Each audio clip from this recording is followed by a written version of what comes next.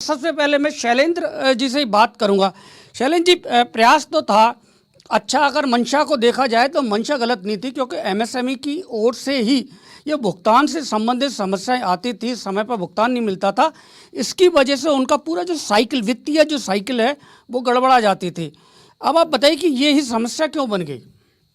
देखिए, जैसा आपने कहा, सरकार की मंशा लघु और मध्यम उद्योग को सहायता पहुंचाने की थी, ताकि उनका पेमेंट जो कि बड़े व्यापारियों के पास या मध्यम व्यापारियों के पास रह जाता है, या वो एक तरह से डोमिनेट करते हैं पेमेंट्स को लेकर, उस मंशा को रोकने के लिए सरकार इस नियम को लेकर आई। बट देखने में ये आ रहा है कि ये नियम सभी व्यापारियों के लिए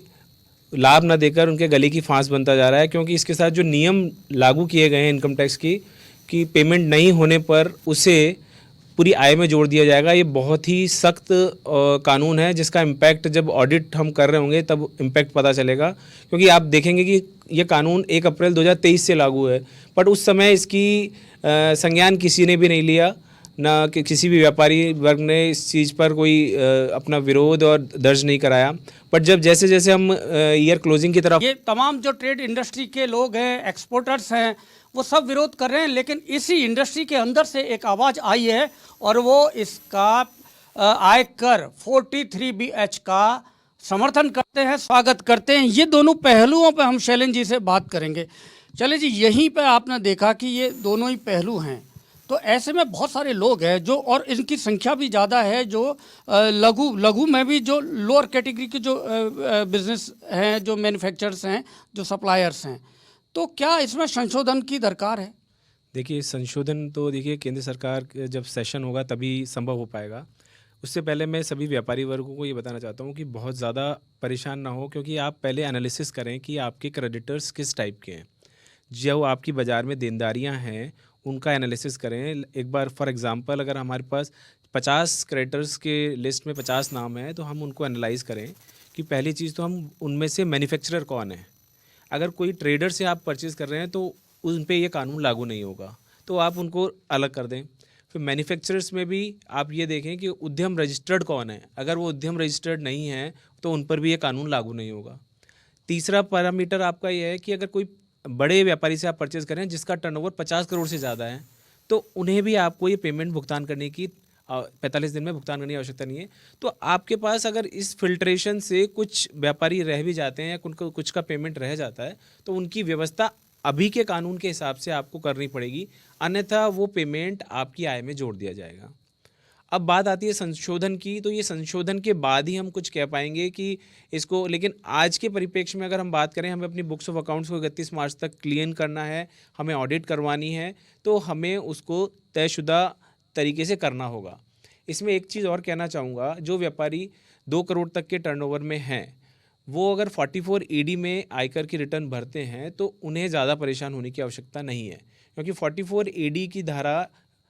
सेक्शन 28 से लेके सेक्शन 43C तक के सभी खर्चों को अलाउ करती हैं, और 43B उन्हीं सेक्शन के बीच में फॉल करता है। तो यानी कि 44AD में जो व्यापारीगण जो एसएससी फाइल कर रहे हैं उन पर 43BH का इम्पैक्ट नहीं पड़ रहा है। तो इससे काफ़ी एमएसएमईज इस दायरे से एक बार के लिए हम ये कह सकते हैं कि उनको एक 44AD का एक सहारा मिल रहा है। तो इस तरह से भी फाइल की जा सकती है, और हमें इसको एक गंभीरता से लेना पड़ेगा इस सेक्शन को इतना, क्योंकि ऑडिट के समय, जब ऑडिट करते समय जब आप ऑडिटर के पास जाएंगे और अपनी बुक्स ऑफ अकाउंट्स ऑडिट कराएंगे और ये एडिशन का इशू आएगा, तब व्यापारी के पास जो लिक्विडिटी क्रंच है, कि मतलब इतना टैक्स जितना तो प्रॉफिट हमारा रियल वास्तविक कभी रहा ही नहीं है। फॉर एग्जांपल, अगर मैं 6 लाख रुपए के प्रॉफिट की रिटर्न भर रहा हूँ और मेरे 15 लाख रुपए के क्रेडिटर ऐड हैं, तो मुझे 21 लाख की आयकर की रिटर्न भरनी होगी और उस 21 लाख पे टैक्स जमा कराना होगा।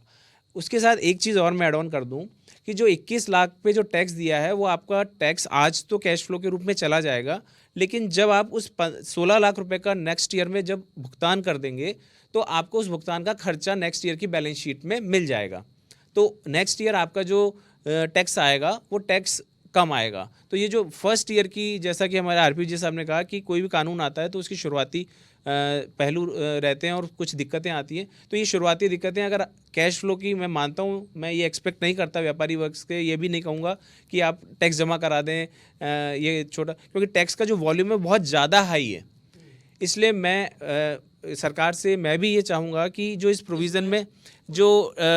पूरे अमाउंट को जोड़ा गया है उसका एक सर्टेन परसेंटेज 1-2%, 5% जो भी व्यापारी वर्ग से डिस्कशन करके उसकी एक पेनल्टी है, उसका जो एडिशन है वो कुछ परसेंट का हो, ताकि वो व्यापारी को एक इंडिकेशन भी मिल जाए, ऑडिट रिपोर्ट में उसके रिमार्क भी आ जाए और उस पर एक पेनल्टी भी आ जाए और वो आगाह हो जाए। तो ये चाहूँगा कि कुछ इसमें संशोधन होने चाहिए। क्योंकि शैलेंद्र जी, इन्होंने बताया कि 3 गुना उस पर इंटरेस्ट भी लगेगा, तो व्यापारियों के पास अब तो कोई विकल्प बचा नहीं। देखिए ये नियम नया नहीं है। एक्चुअली अगर हम MSMED एक्ट को देखते हैं तो MSMED एक्ट में प्रावधान है कि कोई भी अगर 15 दिन विदाउट कॉन्ट्रैक्ट और 45 डेज विद कॉन्ट्रैक्ट के अबव अगर कोई पेमेंट होता है तो जो सेलर है वो अपने बायर से उससे इंटरेस्ट क्लेम कर सकता है एज़ पर एग्रीमेंट। और इंटरेस्ट की जो रेट होगी वो RBI रेट्स, जो भी आपकी बैंक की FD रेट्स होती हैं उनका 3 टाइम्स, और वो भी मंथली कंपाउंडिंग के साथ। तो हम, अगर आपने देखा हो कि ई-समाधान एक पोर्टल MSME को सुविधा देने के लिए ई-समाधान एक पोर्टल गवर्नमेंट ने लॉन्च किया हुआ है। हम ई-समाधान पोर्टल के थ्रू कोई भी जो हमारे अनरिकवर्ड पेमेंट्स हैं उनको हम क्लेम कर सकते हैं, और उन क्लेम्स को हम विद 3 टाइम्स इंटरेस्ट रेट, यानी जो डिले पीरियड रहा है, लेट सपोज अगर आपका 30 डेज़ डिले है तो 30 डेज़ डिले पे आपको RBI रेट का 3 टाइम्स मंथली कंपाउंडिंग करते हुए इंटरेस्ट रेट एप्लीकेबल होगा। और ई-समाधान कोर्ट्स में इन मैटर्स को लेके जो सेलर है उसके फेवर में डिसीजंस भी हुए हैं। अगर सेलर्स ने उनको प्रॉपर्ली प्रेजेंट किया है, उनके पास रिसीट की जो गुड्स डिलीवरी नोट्स प्रॉपर हैं और सारी ट्रेल मौजूद है, तो कोर्ट्स ने डिसीजन भी दिए हैं, और कोर्ट्स डिक्री के थ्रू आप कोर्ट्स में वो केस सेलर के फेवर में भी आए हैं। तो ये जो इंटरेस्ट का जो RP विजय साहब ने बताया बिल्कुल सही है कि अगर कोई भी MSME इंडस्ट्री से परचेज़ करता है और उसको टाइमली पेमेंट नहीं करता है तो MSME ई-समाधान के थ्रू अपना एक क्लेम कर सकती हैं। रही बात, अगर हम, ये तो रहा सेलर पॉइंट ऑफ व्यू से, बायर पॉइंट ऑफ व्यू से जो इस ब्याज का जो भुगतान करेगा, अगर उस पर लायबिलिटी आ जाती है तो भुगतान करेगा, उस भुगतान का इनकम टैक्स के खर्चों में वो क्लेम नहीं ले सकता। जैसे आज बैंक के इंटरेस्ट का हम अपने खर्चों में क्लेम लेके और फिर नेट प्रॉफिट डिक्लेयर करते हैं, तो जो ये भुगतान अगर इंटरेस्ट का इस MSME एक्ट के प्रावधान के थ्रू जो भुगतान किया जाएगा वो इनकम टैक्स में खर्चे अलाउबल नहीं होंगे। आप क्या कहेंगे शैलेंद्र जी, क्योंकि 5,65,000 करोड़ का कर्ज है, ऐसी स्थिति में जो पेट्रोल डीजल आबकारी ये ऐसे होते हैं जब करंट रेवेन्यू आता है सरकार को, इसको कम करना कोई सरकार चाहती नहीं है, फिर भी किया है। बिल्कुल, ये सरकार का बहुत ही सराहनीय कदम है। बट अगर हम देखें तो सरकार पे इतना बड़ा कर्ज है और समीक्षा जो की जाती है वो इस आधार पे की जाती है कि हम कितना रेवेन्यू लूज़ करेंगे और पर जो प्राइसिंग कम होगी उससे कितना सेल बढ़ेगी और उससे कितना रेवेन्यू अर्न होगा। तो सरकार को वो तालमेल बैठाना पड़ता है, और सरकार ने फिर भी जनता को फ़ायदा दिया है जो सराहनीय है।